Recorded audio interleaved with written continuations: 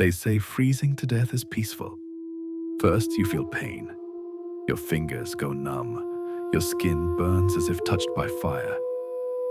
But then comes the warmth. A blissful, false warmth. You want to sleep. In Japan, they believe this isn't hypothermia. They believe that in that final moment, when you close your eyes amidst the blizzard, you see her ... She is whiter than snow. Her hair is as black as a starless night. She leans over you, not to save you.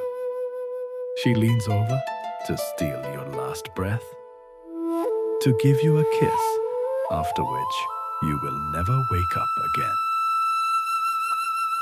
Meet the Yuki-onna, the one who only loves what is dead.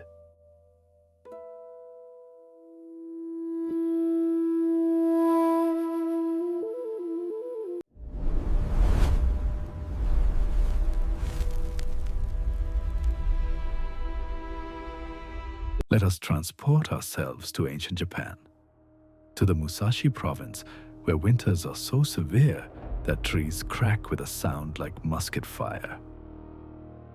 It is night. A massive blizzard cuts the world off from the sun. Two woodcutters, old Mosaku and his young apprentice, Minokichi, are trapped in the mountains. They have no chance of returning to the village. They find shelter in an old abandoned ferryman's hut by the river. There is no fire. There is only darkness and the howling wind forcing its way through cracks in the wooden boards. They fall asleep, wrapped in straw mats, praying to survive until dawn. But in the middle of the night, Minokichi wakes up. It wasn't a noise that woke him. It was the silence. The wind had stopped howling.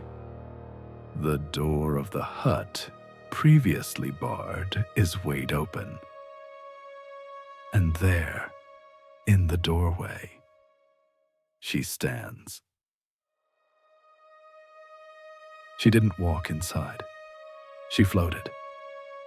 A woman of inhuman beauty. Her skin was so pale it almost blended with the snowdrifts outside. Minokichi, paralyzed by fear, could only watch. The woman leaned over old Mosaku. Her breath was like white mist. As she exhaled right into the sleeping old man's face, he didn't scream.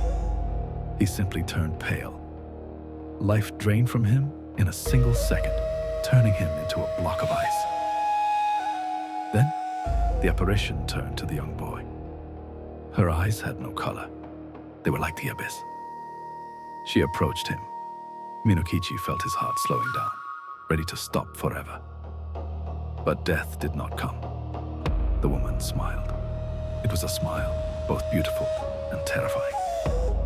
She whispered, "You're young and beautiful. It is a pity to kill you. I will spare your life." The boy didn't have time to sigh in relief before a frozen hand tightened around his throat. But on one condition. You must never, to anyone, not even your own mother, speak of what you saw here.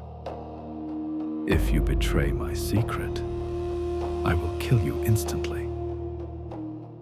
And just as she appeared, she vanished into the blizzard, turning into a pillar of snow dust. Minokichi survived. He returned to the village, but old Mosaku's death was ruled as freezing. The boy remained silent. Fear had branded his mind. Years passed. Minokichi became a man.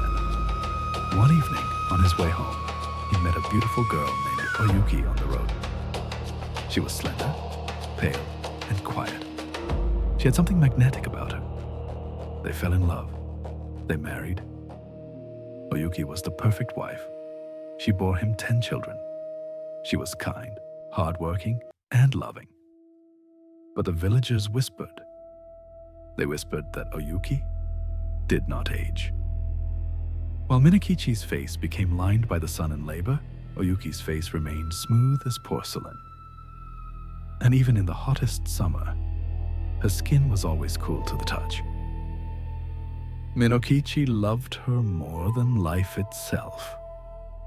But somewhere, at the bottom of his soul, a seed of unease was sprouting. A shadow of a memory he had promised to erase. One winter night, a storm broke out outside, just like the one from years ago. The wind howled in the chimney. An oil lamp cast long, trembling shadows on the walls. Minokichi watched his wife sewing clothes in the lamplight. Light hit her profile, her pale skin, her black hair. And suddenly, the memory hit him with the force of an avalanche. It was the same profile, the same beauty. He forgot the fear. The sense of safety and years of happiness had lulled his vigilance to sleep.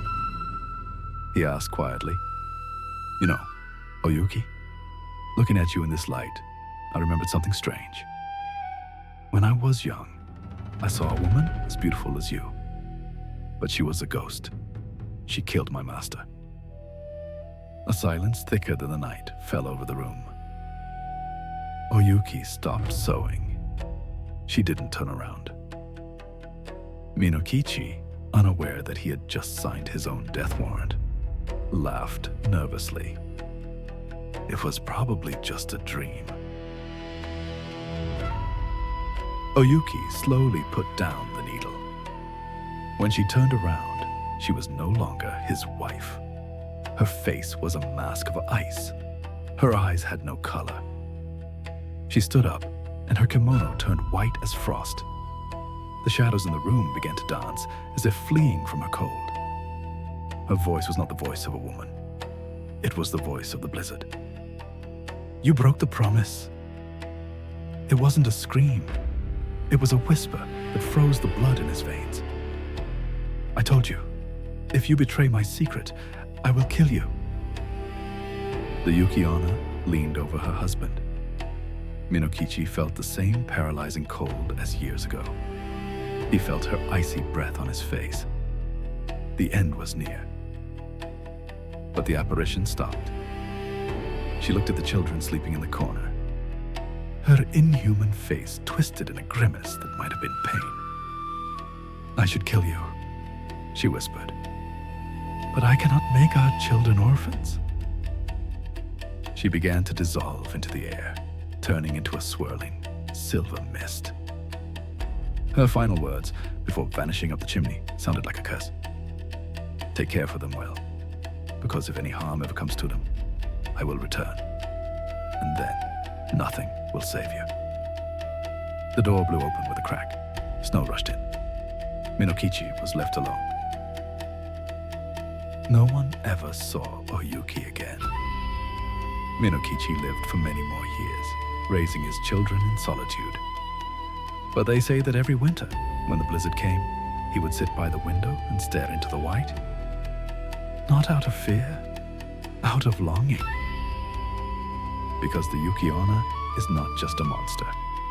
She is nature, beautiful, cruel, and cold. She gives life, and she takes it without blinking an eye. Remember this the next time you walk through the forest on a snowy night. If you feel a sudden, blissful warmth and see a beautiful woman in white, do not speak. Do not look her in the eyes. And under no circumstances, do not break promises made to her.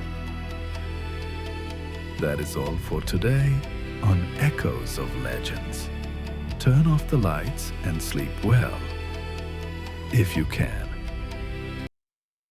If you are brave enough to hear the next story, subscribe to our channel and leave a like to keep the darkness away.